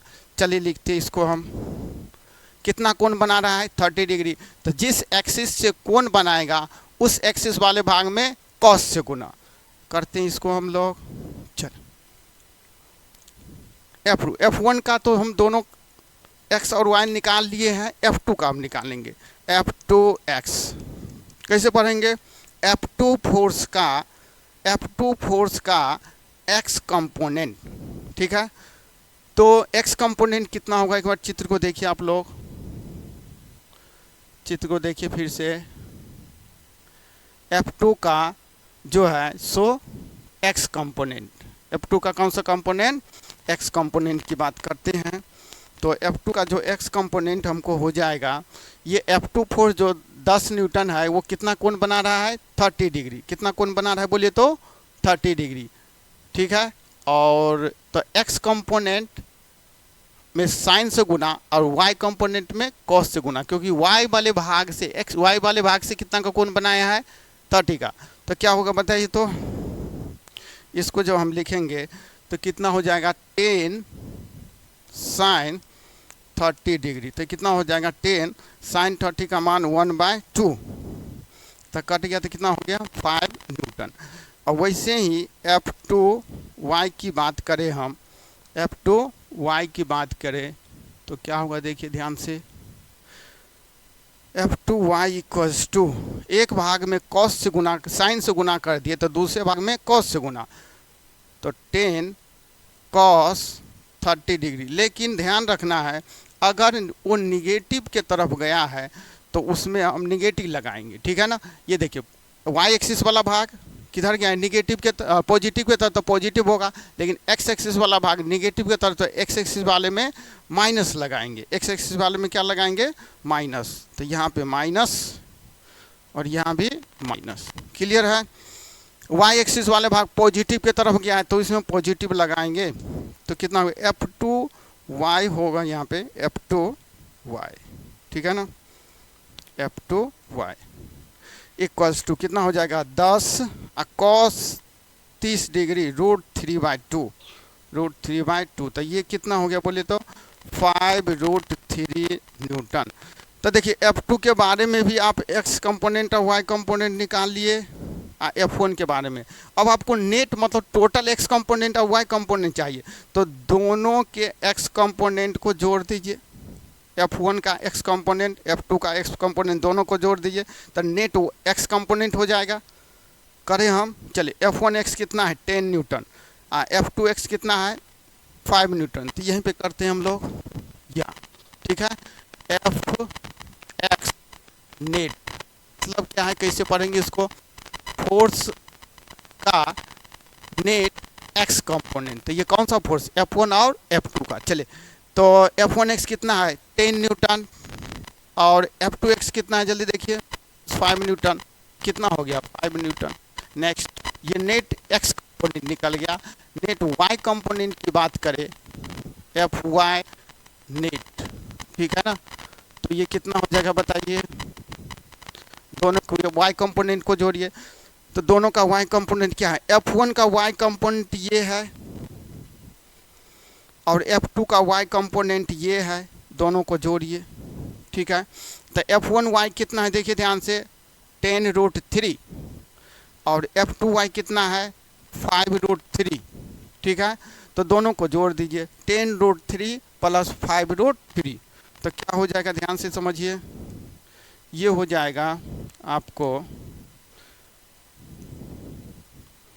इधर समझिए ध्यान से, 10√3 प्लस 5√3, 10√3 प्लस 5√3। तो ये कितना हो जाएगा 15√3 न्यूटन। ये आपको नेट एक्स कंपोनेंट और नेट वाई कंपोनेंट आ गया। इसी तरह से कितने भी फोर्स आपको दिए रहेंगे वही कंसेप्ट आपको ध्यान रखना है, सबको एक्स एक्सिस की तरफ तोड़ दीजिए और सबको वाई एक्सिस की तरफ। यहाँ पे 2 फोर्स लेके देखे हैं, आपको 3 फोर्स दिया रहे, 4 फोर्स दिया रहे, कितना भी फोर्स दिया रहे, यही कंसेप्ट लगाएंगे, सबको एक्स एक्सिस की तरफ तोड़ेंगे और सबको वाई एक्सिस की तरफ। एक्स एक्सिस वाले भाग को जोड़ दीजिएगा तो नेट एक्स कंपोनेंट, और वाई एक्सिस वाले भाग को जोड़ दीजिएगा तो net Y component.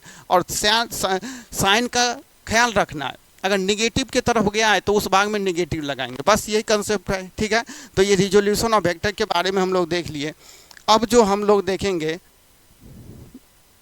Product of vector या मल्टीप्लिकेशन ऑफ वेक्टर के बारे में, इसका भी खूब उपयोग होता है। आपको लिखिए product of vector, product of vector या मल्टीप्लिकेशन ऑफ वेक्टर भी बोलते हैं इसको। तो वेक्टर को हम 2 तरीका से गुना करते हैं। एक तो दोनों वेक्टर के बीच में डॉट लगा के, तो उसको डॉट प्रोडक्ट बोलेंगे या स्केलर प्रोडक्ट भी। दूसरा दोनों वेक्टर के बीच में क्रॉस लगा के, तो उसको क्रॉस प्रोडक्ट या वेक्टर प्रोडक्ट बोलेंगे। चले देखते हैं, पहला का नाम क्या है बोलिए तो डॉट प्रोडक्ट, या इसी को दिया जाता है नाम स्केलर प्रोडक्ट। स्केलर प्रोडक्ट क्यों स्केलर नाम दिया गया है, समझिए चीज़ों को। स्केलर का मतलब हो गया आपको संख्या, ठीक है, मैग्नीट्यूड। मतलब जब 2 वेक्टर का डॉट प्रोडक्ट किया जाता है, ऑलवेज हमेशा आपको आंसर में कोई संख्या मिलेगा, स्केलर क्वांटिटी मिलेगा, इसीलिए डॉट प्रोडक्ट का दूसरा नाम है स्केलर प्रोडक्ट। दूसरा देखिए क्रॉस प्रोडक्ट, क्रॉस प्रोडक्ट जिसको हम वेक्टर प्रोडक्ट भी बोलते हैं। क्या बोलते हैं, वेक्टर प्रोडक्ट भी। क्यों बोलते हैं, वही कहानी, जब 2 वेक्टर का क्रॉस प्रोडक्ट करेंगे तो आंसर में हमेशा वेक्टर मिलता है, तो इसीलिए क्रॉस प्रोडक्ट का दूसरा नाम है वेक्टर प्रोडक्ट भी। चले अब दोनों का हम एक्सप्लेनेशन करने जा रहे हैं, ठीक है। बहुत सारे क्वेश्चन इस पे रहते हैं, नीट में भी जेईई मेंस में भी, तो इसको ध्यान से आपको देखना है, पैसेंस बना के। चलिए करते हैं एक्सप्लेनेशन, एक एक का हम लोग एक्सप्लेनेशन करने जा रहे हैं।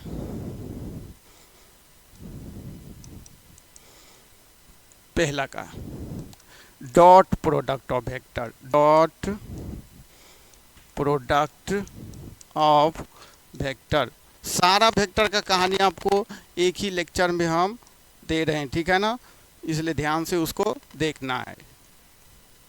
चल डॉट प्रोडक्ट ऑफ वेक्टर, तो मान लीजिए पहला वेक्टर ए है, दूसरा वेक्टर बी है, तो बीच में क्या लगा देखिए डॉट, तो इसको क्या पढ़ेंगे vector A dot vector B. चित्र के थ्रू थोड़ा सा समझने का कोशिश करते हैं। ये देखिए ये वेक्टर ए है, वेक्टर क्या है बी है, का कोण हमारा क्या थीटा है, ठीक है ना। थीटा क्या है, दोनों वेक्टर के बीच का कोण।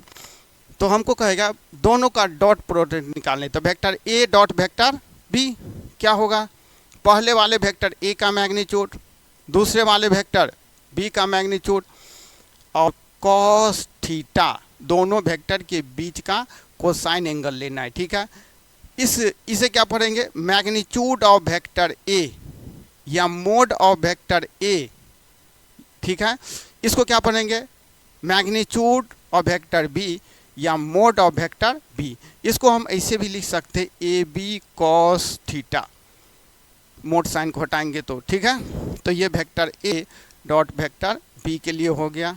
ठीक है, अब यहाँ से तो ये हमको फॉर्मूला आ गया दो वेक्टर के डॉट प्रोडक्ट है। अगर दो वेक्टर के बीच का आपको एंगल चाहिए तो यहाँ से कॉस थीटा निकाल लीजिए, यहाँ से या यहाँ से क्या होगा, देखिए कॉस थीटा इक्वल्स टू क्या होगा, vector A dot vector B divided by vector A का मैग्नीट्यूड और वेक्टर बी का मैग्नीट्यूड। यहाँ से आ जाएगा थीटा। ये फार्मूला कम लगाएंगे हम, for angle between two vector, for angle between two vector, दो वेक्टर के बीच का कोण निकालने के लिए ये फार्मूला। ठीक है ना।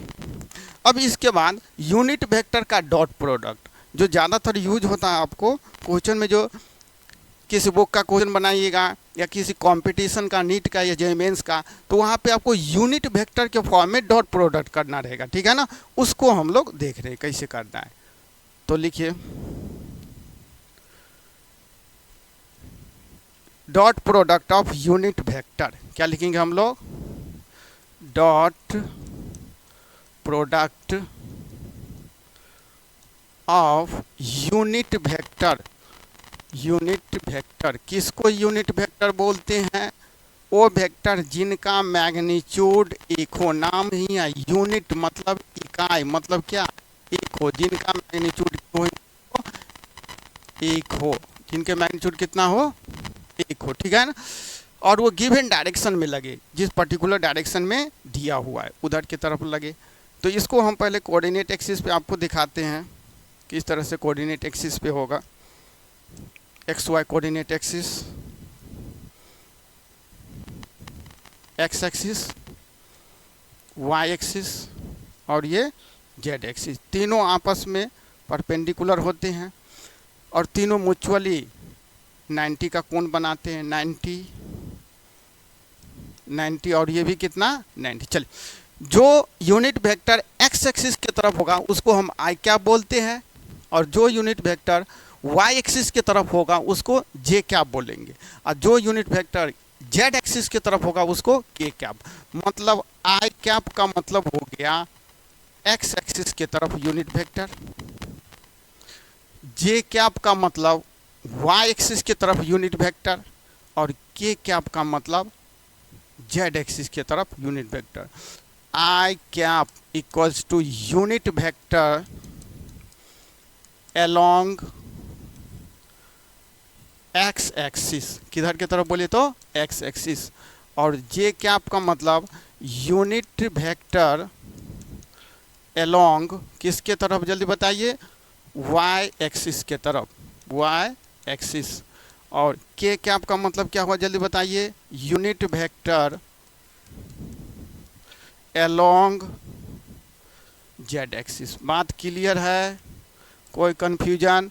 आई cap unit vector along X axis, J cap unit vector along Y axis और K cap unit vector along Z axis. नाम है यूनिट वेक्टर, मतलब इनके मैग्नीट्यूड लेंगे तो कितना होगा, 1। इनके मैग्नीट्यूड लेंगे तो कितना होगा, बोलिए तो 1। ठीक है ना, मतलब क्या है इसे समझिए, magnitude of I cap equals to magnitude of J cap equals to magnitude of K cap. ठीक है, ये बराबर कितना होगा बताइए, ये बराबर हो जाएगा हमको 1। ठीक है, अब इनका डॉट प्रोडक्ट हम करते हैं, इनका खूब यूज होता है, जो फिजिक्स के सवाल आप बनाएंगे तब करें, नोट आउट कर लिए, आगे बढ़े, चलिए बढ़ते। इनका हम डॉट प्रोडक्ट करेंगे, पहले डिफरेंट यूनिट वेक्टर का डॉट प्रोडक्ट करेंगे, उसके बाद सेम का करेंगे, डिफरेंट यूनिट वेक्टर का। डिफरेंट यूनिट वेक्टर का डॉट प्रोडक्ट हम लोग करने जा रहे हैं। ठीक है ना, मतलब क्या, आई डॉट जे, क्या फॉर्मूला था, vector A dot vector B का भी बताए थे। Vector A dot vector B बराबर ए का मैग्नीट्यूड, बी का मैग्नीट्यूड और क्या था, कॉस थीटा था ना। तो इसी पे आपको तोड़ दीजिए इस पे। पहले वाले वेक्टर ए, तो ए की जगह पे कितना है आई कैप, तो आई कैप मैग्नीट्यूड। दूसरे वाले वेक्टर बी, तो बी के जगह पे कौन है जे कैप, तो जे कैप का मैग्नीट्यूड। ठीक है। कॉस थीटा, थीटा क्या था, दोनों वेक्टर के बीच का कोण। तो आप ध्यान से समझिए, यहाँ पे दोनों वेक्टर के बीच का कोण कितना है, ध्यान से देखिए क्लियरली। आई कैप, दो वेक्टर मतलब क्या, आई कैप और जे कैप के बीच का कोण। ठीक है, आई कैप और जे कैप के बीच का कोण आपको देखना है। तो इधर हमारा आई कैप है और इधर क्या है बोले तो जे कैप। तो दोनों के बीच का कोण कितना है यहाँ पे 90 डिग्री। दोनों के बीच का कोण कितना है जल्दी बताइए, 90 डिग्री। आई कैप एक्स एक्सिस के तरफ, जे कैप वाई एक्सिस के तरफ, दोनों के बीच का कोण कितना 90 डिग्री। तो जो कॉस थीटा हम लिए थे उस थीटा के जगह पे कितना हो जाएगा 90 डिग्री। ठीक है ना। तो यहाँ रखिए, तो कॉस 90 का मान कितना 0, तो सबको 0 बना देगा। 0 मल्टीप्लाई बाय समथिंग क्या हो जाएगा, सब 0। तो आई कैप डॉट जे कैप आपको कितना हो गया 0। सिमिलरली जब आप जे कैप डॉट के कैप करेंगे या के कैप डॉट आई कैप करेंगे तो उसका भी मान कितना होगा 0। तो dot product of different unit vector equals to 0। Note बना के लिख सकते हैं आप नोट के फॉर्म में। Dot product of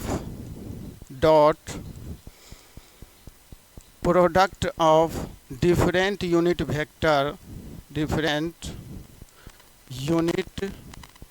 vector equals to 0। ठीक है, बात क्लियर है, कोई कन्फ्यूजन। डॉट प्रोडक्ट था जो फार्मूला था उसके आधार पे तोड़ दिए। थीटा क्या होता था, दोनों वेक्टर के बीच का कोण था। अभी आप चित्र से देखें आई और जे के बीच का कोण कितना है 90 डिग्री। कॉस 90 0, सबको 0 बना दिया। वैसे ही हम अलग अलग का दूसरे का भी कर सकते हैं। चले, तो ये तो डॉट प्रोडक्ट डिफरेंट का हम लोग देख लिए। डॉट प्रोडक्ट किसका देख लिए बोले तो डिफरेंट का। अब हम सेम यूनिट वेक्टर का डॉट प्रोडक्ट देखेंगे।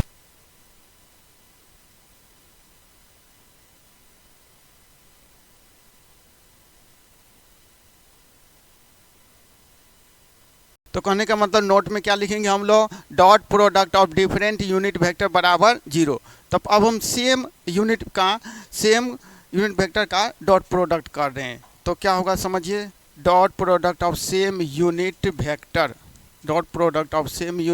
वेक्टर मतलब I dot I cap same है ना। तो क्या होगा, पहले वाले वेक्टर का मैग्नीट्यूड, दूसरे वाले वेक्टर का मैग्नीट्यूड, कॉस कितना डिग्री 0 डिग्री, दोनों के बीच का कोण 0 डिग्री। तो कॉस 0 का मान कितना होता है 1। ठीक है, तो ये कितना हो, अब ये बताए थे मैग्नीट्यूड ऑफ आई 1 इंटू 1 बराबर कितना 1। तो क्या हो गया, सेम का डॉट प्रोडक्ट 1। ठीक है ना। डिफरेंट की बात करें तो जे डॉट जे, नहीं सेम का ही बात करें तो जे डॉट डेट इक्वल्स टू यहाँ भी 1 हो जाएगा। ठीक है ना। वैसे ही के डॉट के कैप इक्वल्स टू यहाँ भी कितना हो जाएगा 1। कोई दिक्कत, तब क्या कह सकते हैं, dot product of same unit vector equals to 1। ठीक है, क्लियर है।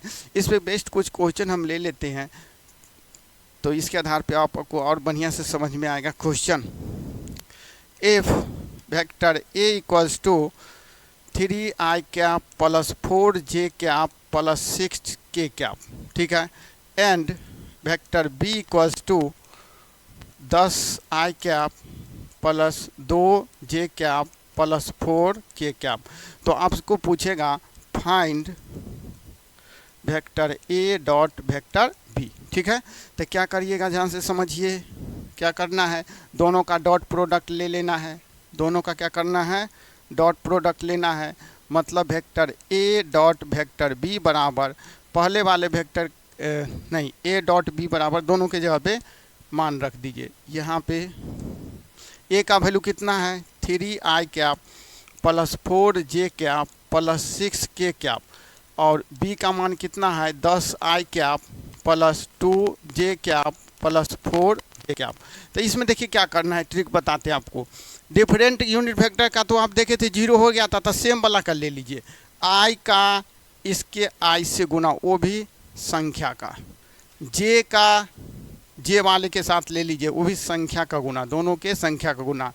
के का, ठीक है ना, 4, यहाँ पे थोड़ा सा मिस हो गया है, 4 के कैप, क्या हो जाएगा 4 के कैप, ठीक है ना, 4 के कैप प्लस 4 ये जे कैप है, अब 4 के कैप, तो 4 के कैप, ठीक है।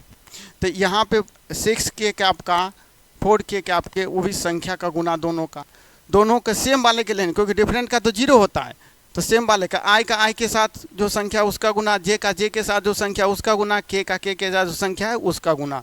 तो कितना हो जाएगा जल्दी बताइए, 3 गुना 10 30 प्लस 4 गुना 2 8 प्लस 6 गुना 4 6 इंटू 4 24, ठीक है ना।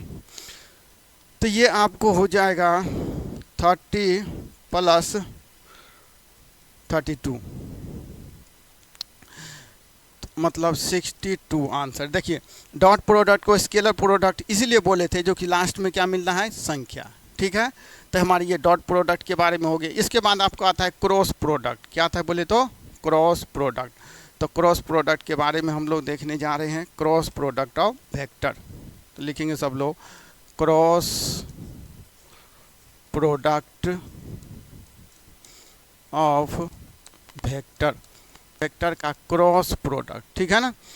तो जैसे मान लीजिए पहला वाला वेक्टर ए, दूसरा वाला वेक्टर बी, तो ये कितना हो जाएगा, वेक्टर ए का मैग्नीट्यूड वेक्टर बी का magnitude into sine theta into क्या बोले तो N cap.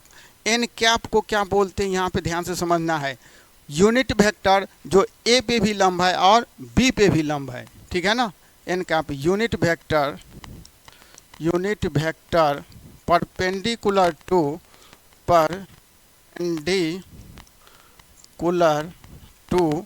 Both vector A and B, दोनों वेक्टर पे लंब हो, ठीक है ना। यूनिट ऐसा यूनिट वेक्टर जो ए पे भी लंब है और बी पे भी लंब है, उसको हम एन कैप बोलते हैं। और ये चित्र के द्वारा देखें तो वेक्टर ए हो गया ये, और ये वेक्टर क्या हो गया बी, और दोनों के बीच का एंगल यहाँ पे क्या है, थीटा है। क्लियर है बात। चलिए अब हम इसी क्रॉस प्रोडक्ट की बात करें ना, क्रॉस होगा यहाँ पे क्या होगा, cross product A cross B, ठीक है ना। Vector A cross vector B बराबर ए का मैग्नीट्यूड पहले वाले वेक्टर में का मैग्नीट्यूड गुने दूसरे वाले वेक्टर का magnitude into sine theta into N cap. N cap को ध्यान से समझना है, वो वेक्टर जो ए पे भी लंब है और बी पे भी लंब है। थीटा क्या है, दोनों वेक्टर के बीच का कोण। अब वैसे ही यूनिट वेक्टर का हम क्रॉस प्रोडक्ट देखेंगे, ठीक है। यूनिट वेक्टर का हम लोग क्रॉस प्रोडक्ट देखेंगे, cross product of unit vector, cross product of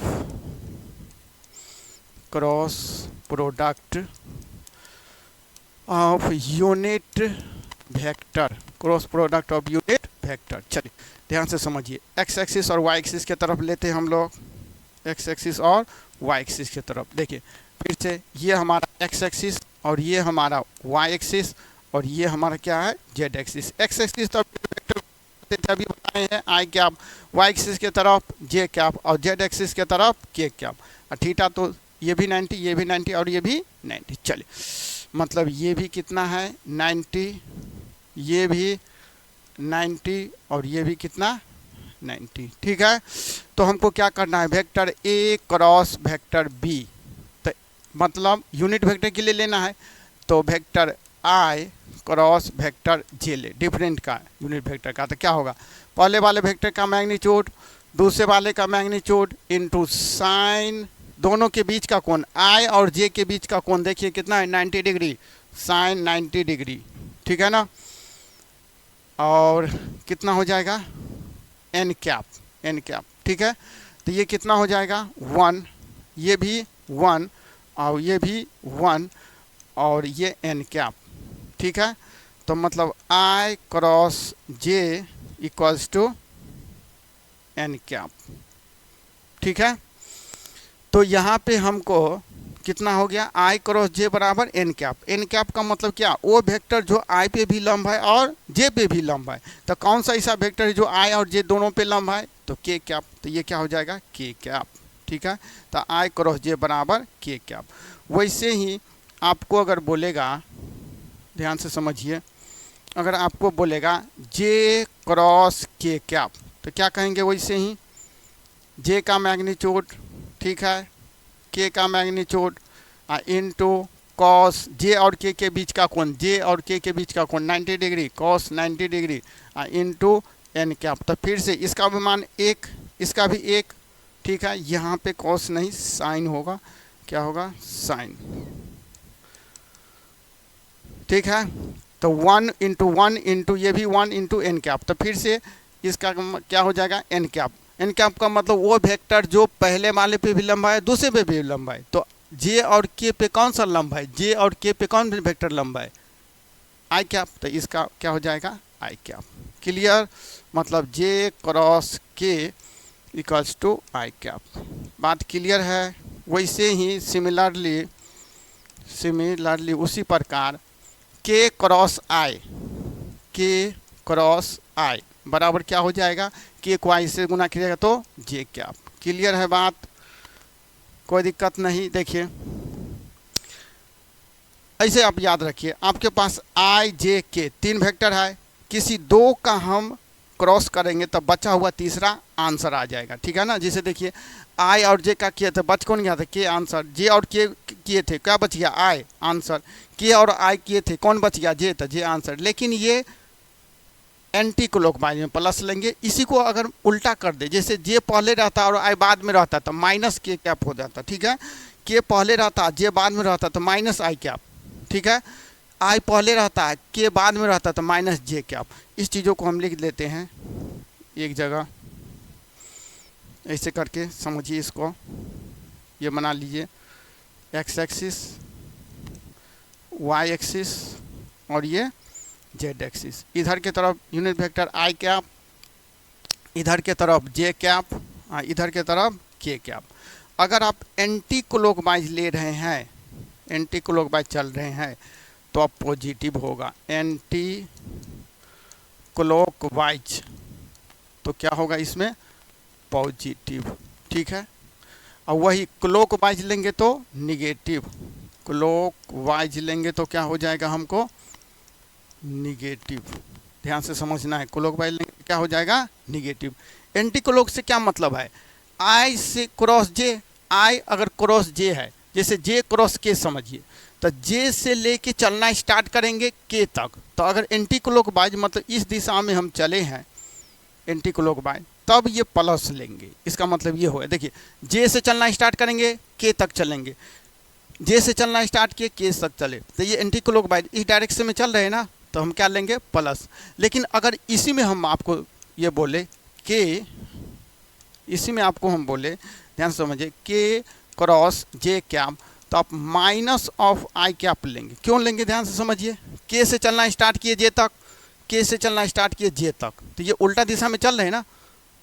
उल्टा दिशा मतलब कौन सा दिशा, क्लॉकवाइज। तो इसमें हम क्या लेंगे, माइनस, इसलिए माइनस हो जाता है। क्लियर है बात, चलिए अब इस पे बेस्ड, ये तो सेम का हो गया, डिफरेंट यूनिट वेक्टर का क्रॉस प्रोडक्ट देख लिए। अब सेम का देखते हैं, सेम का क्रॉस प्रोडक्ट मतलब आई क्रॉस आई क्या होगा, पहले वाले वेक्टर का मैग्नीट्यूड दूसरे वाले वेक्टर के जगह पे भी आई कैप है, इनटू साइन ऑफ, सेम है तो सेम है तो कितना हो जाएगा, 0 डिग्री। तो साइन 0 का मान कितना हो जाता है, 0। तो सबको क्या कर देगा, 0। तो इसीलिए सेम वेक्टर का क्रॉस प्रोडक्ट 0 होता है। क्या होता है, आई क्रॉस आई बराबर जे क्रॉस जे बराबर के क्रॉस के बराबर कितना, 0। ये ध्यान रखना है, cross product of different same unit vector equals to 0। ठीक है, अब इस पे बेस्ड एक एग्जाम्पल लेके आपको समझा देते हैं, तो बात पूरा क्लियर आपको हो जाएगा। क्वेश्चन लिखिए, find cross product of two vector, cross product of two vector, vector A बराबर दिया है 2i cap plus 3j cap plus 4k cap plus 4k cap, ठीक है। वेक्टर बी बराबर दिया है आपको 3i cap plus 4j cap plus 5k cap. अब दोनों का आपको क्रॉस प्रोडक्ट निकालना है, तो अब क्या करेंगे, vector A cross vector B करेंगे, vector A cross vector B करेंगे, कर देंगे। तो इसको तो दो मेथड से सॉल्व कर सकते हैं, एक ए के जगह पे रख दीजिए, क्रॉस कीजिए, बी के जगह पे रख दीजिए, तो थोड़ा लंबा हो जाता है, साइन लेने में भी दिक्कत होता है। तो हम आपको एक आसान तरीका से सिखाते हैं, डिटर्मिनेंट मेथड, जिसमें आसानी से बन भी जाएगा और कोई कन्फ्यूजन भी नहीं रहेगा। आई इधर लिखिए, जे इधर लिखिए, के इधर लिखिए, ठीक है, डिटर्मिनेंट मेथड, ठीक है। पहले वाले वेक्टर के लिए यहाँ पे लिखेंगे, दूसरे वाले वेक्टर के लिए इसके नीचे लिखेंगे। क्या लिखेंगे, देखिए आई के जो पीछे है उसको आई के नीचे, तो आई के पीछे कितना है 2, तो आई के नीचे। जे के जो पीछे है 3, उसको जे के नीचे लिखेंगे। के जो पीछे है 4, उसको के नीचे लिखेंगे। फिर पहले वाले वेक्टर के लिए लिख लिए ए के लिए, अब दूसरे वाले के लिए लिखेंगे आई के जो पीछे है 3, उसको आई के नीचे। जे के पीछे जो है 4, उसको जे के नीचे। के पीछे जो है 5, उसको के नीचे। क्लियर, काफ़ी आसान तरीका, जल्दी से आ भी जाएगा।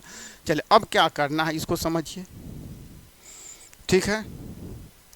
अब आपको क्या करना है, आई कैप ब्रैकेट माइनस जे कैप ब्रैकेट प्लस के कैप ब्रैकेट, कोई दिक्कत। अब ब्रैकेट के अंदर क्या होगा उसको हम लोग देखते हैं, प्लस माइनस अल्टरनेट लेते हैं, ये आपको ध्यान रखना। आई प्लस में, जे माइनस में, के प्लस में, प्लस माइनस अल्टरनेट चलेगा। आई के आगे जो ब्रैकेट है उसके आगे में क्या लिखना है, ध्यान से समझिए। आई के जो नीचे संख्या है उसको ढक देना है, तो 4 ठो संख्या मिलेगा, उसको क्रॉस मल्टीप्लाई कर देना है, इसका गुना इससे और माइनस इसका गुना इससे। तब कितना हो गया, 3 को गुना 5 से 15 और माइनस 4 चौक 16, तो 15 माइनस 16 कन्फर्म। आई वाले ब्रैकेट, तो आई के नीचे वाले संख्या को ढक दिए, 4 ठो मिला, क्रॉस मल्टीप्लाई करके लिख दिए। जे के आगे ब्रैकेट क्या लिखा है, जो जे के नीचे संख्या उसको ढक दीजिए, इसको ढकिए, ठीक है, इसको ढक दीजिए आप, पहले इसको इरेज करिए, ठीक है, इसको ढकिए। जे के नीचे संख्या, फिर से 4 ठो मिला, इसको इसका गुना कितना हो गया 10 और माइनस 12, 3 का गुना 4 से, तो 10 माइनस 12, ठीक है, कोई दिक्कत। के आगे जो ब्रैकेट था, के नीचे वाले संख्या को ढक दिए, फिर से 4 ठो मिला, क्रॉस गुना कीजिए, कितना हो गया 4 को 2 से गुना 8 और माइनस इसका इससे गुना था 8 माइनस 9, तो 8 माइनस 9, तो कितना हो गया माइनस आई कैप, और ये कितना हो गया 10 में से 12 गया था ना, तो माइनस माइनस क्या हो गया प्लस 2 जे कैप और माइनस के कैप।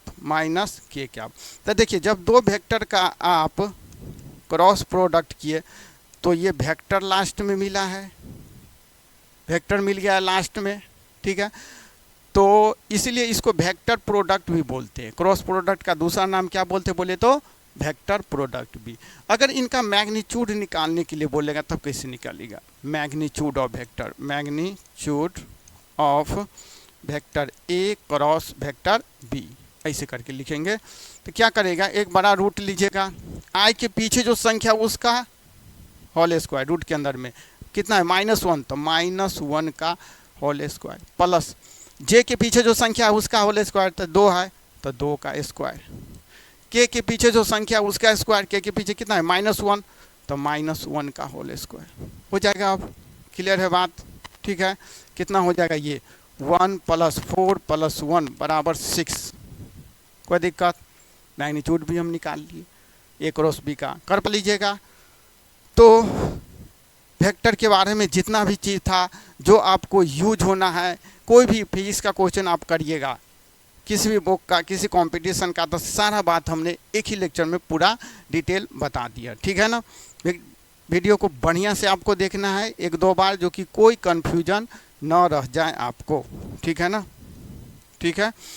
तो यहीं तक रखते हैं, नेक्स्ट लेक्चर में हम कुछ और बेसिक पॉइंट लाएंगे जिसका यूज फिजिक्स में होने वाला है। ठीक है, ओके, थैंक यू।